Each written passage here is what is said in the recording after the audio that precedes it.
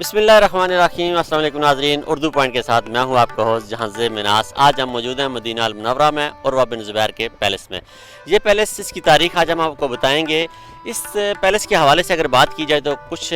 मुअर्रिखीन कहते हैं कि उर्वा बिन ज़ुबैर ने अपनी ज़िंदगी में जो बनाया था, और कुछ कहते हैं कि उनकी वफ़ात के बाद बनाया गया था। आज हम देखेंगे कि क्या इस पैलेस को बनाने की ज़रूरत क्यों पेश आई, जबकि उस दौर में सहाबा किराम रिज़वानुल्लाह अजमईन और तबा ताबीन तो बड़ी मुख्तसर ज़िंदगी गुजारते थे और बड़ी इज्जत और इंकिसारी के साथ ज़िंदगी गुजारी जाती थी। और ये इतना बड़ा पैलेस इसके वजूद की क्या वजह थी, ये बड़े सवालात पैदा कर जाता है। उर्वा बिन ज़ुबैर इस्लामी तारीख़ की वो शख्सियत है नाज़रीन, अगर उनका जिक्र ना किया जाए तो मैं समझता हूँ कि इस्लामी तारीख़ अधूरी रह जाती है। उर्वा बिन ज़ुबैर ने वो पहली शख्सियत हैं जिन्होंने मदीना अल मुनव्वरा में बाकायदा तौर पर कलम का इस्तेमाल किया और इस्लामी तारीख़ को लिखना शुरू किया। कलम का इस्तेमाल तो पहले भी था, लेकिन इस्लामी तारीख़ लिखने के लिए जो सबसे पहले बार कलम का इस्तेमाल किया गया वो उर्वा बिन ज़ुबैर का कलम उठा और उन्होंने इस्लामी तारीख़ लिखी और सहाबा किराम रिज़वानुल्लाह अजमईन के वाक़यात लिखे और सीरत के मौजू को ज़ेर बहस लाए और उससे किताबों की ज़ीनत बनाया। उर्वा बिन ज़ुबैर साबी तो नहीं थे, वो ताबी थे और वो नवासा सैयदना अबू बकर सदीक़ थे। उर्वा बिन ज़ुबैर वो शख्सियत थे जो उम्मुल मोमिनीन हज़रत आयशा रज़ी अल्लाह अन्हा के सगे भांजे थे। उर्वा बिन ज़ुबैर के जो वालिद थे अवाम बिन ज़ुबैर बिन अवाम, वो अशरा मुबशरा में से थे और हज़रत खदीजा रज़ी अल्लाह अन्हा के सगे भतीजे थे। तो नाज़रीन इकराम, उर्वा बिन ज़ुबैर मदीना अल मुनव्वरा में रहे, उनकी परवरिश मदीना में हुई और उन्होंने मदीना में जिन सहाबा रिज़वानुल्लाह अजमईन से, खुलफ़ाए राशिदीन से जिनसे इल्म हासिल किया, उनकी एक छोटी सी जो हमारे पास लिस्ट बन सकी है, उनमें सबसे बड़ा नाम खलीफा मुस्लिमीन अली इब्न तालब और हज़रत सईद बिन ज़ायद, हज़रत ज़ैद बिन साबित कातिब वही जो थे, और हज़रत उसामा बिन ज़ैद, हज़रत अबू हुरैरा मेज़बान रसूल, हज़रत अयूब अंसारी, उम्मुल मोमिनीन हज़रत सलमा और हज़रत अब्दुल्ला बिन अब्बास और हज़रत अब्दुल्ला बिन उमर का नाम जो है शामिल हैं। इन हज़रात से जब उर्वा बिन ज़ुबैर ने अपनी तालीम मुकम्मल की तो उनकी शागिर्दी में जो नाम आए उनमें सबसे बड़ा नाम इमाम ज़ुहरी का है। और मशहूर जो मुहद्दिस हैं हाफिज़ इब्ने हजर अस्क़लानी अपनी किताब तहज़ीब अल तहज़ीब में लिखते हैं कि उर्वा बिन ज़ुबैर रज़ी अल्लाह अन्हा का जो मुतालिया था वो इतना वसी था कि बेशुमार सहाबा किराम रिज़वानुल्लाह अजमईन आपके पास आते थे और आपसे पूछते थे कि नबी पाक सल्लल्लाहु अलैहि वसल्लम की सीरत के वाक़यात और हदीस की सनद जो है वो उसको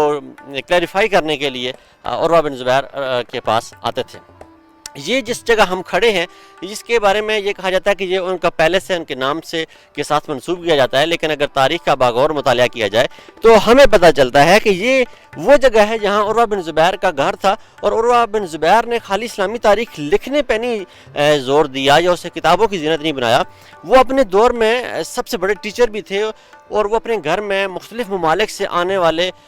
जो तालिब इल्म थे उन्हें पढ़ाते थे। और इसी तरह ये जो बेसिकली ये जो घर है ये वादी अकीक में है और ये मिकात मदीना के बहुत पास है, इसलिए कहते हैं कि ये वहाँ उस दौर में यहाँ पे जो मदीना में आने वाले लोग थे उनकी मेहमानगाह के तौर पर भी इस्तेमाल استعمال ہوتا تھا۔ پھر اس کے بعد ان کی وفات کے بعد اس جگہ ایک بہت بڑا قلعہ تعمیر کر دیا گیا جو مسلمانوں کی عظیم الشان ماضی کی ایک جھلک بھی ہمیں دکھاتا ہے، اور جو مدینہ ہے، مدینہ الرسول بھی ہے، یہ مدینہ شہر جو ہے سب سے پہلا اسلامی تہذیب کا درخلافہ بھی ہے۔ تو یہ جو عمارت ہمیں نظر آ رہی ہے ناظرین اکرام، یہ اپنے اس دور کی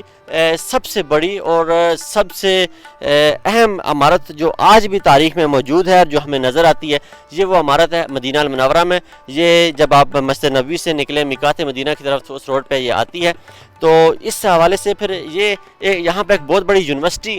جو ہم کہہ سکتے ہیں اس دور میں سب سے پہلی اور سب سے بڑی یونیورسٹی تعمیر کر دی گئی، اور اس یونیورسٹی سے لاکھوں ہزاروں عاشقان رسول اور عاشقان اسلام جو ہیں وہ اپنی علم کی تشنگی بجھاتے رہے، اپنی پیاس بجھاتے رہے، اور یہاں سے اس جگہ سے سیراب ہوتے رہے۔ عروہ بن زبیر کے جو تحقیقاتی کام تھے اس حوالے سے 1980 میں ڈاکٹر مصطفیٰ اعظمی نے ایک بڑی ہی جامع کتاب لکھی، اور ان میں جو عروہ بن زبیر کا جتنا بھی تحقیقی کام تھا تقریباً اس مطالعے کو، اس تحقیقی کام کو اس کتاب میں انہوں نے شائع کرنے کی کوشش کی، اور وہ کتاب آج مختلف لائبریریوں میں اور مختلف بک سٹور پہ اویلیبل ہے۔ انشاءاللہ ہم پھر بھی کوشش کریں گے کہ مدینہ المنورہ کے حوالے سے آپ کے مزید مفید معلومات اور تاریخی معلومات آپ تک پہنچاتے رہیں، اور انشاءاللہ ہماری ٹیم کوشش کرے گی کہ حقائق اور سچ آپ کے سامنے ہم لاتے رہیں۔ آج اپنے ہوسٹ جہاں زیب مناز کو اجازت دیجیے، کیمرہ مین عبداللہ عالم زیب کے ساتھ السلام علیکم۔